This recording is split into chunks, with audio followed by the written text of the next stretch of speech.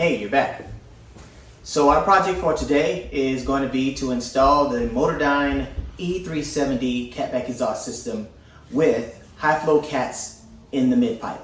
Now the mid pipe normally doesn't come with high flow cats, it's normally a straight pipe, but I made a phone call to the representatives at Motordyne. Mariella is her name, and I asked, hey, I have this idea. What if we were to put high flow cats in the mid pipe?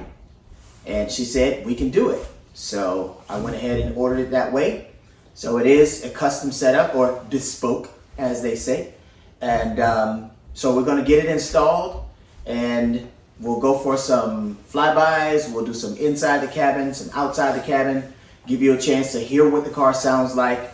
And overall, hopefully it all goes well. So let's get to it.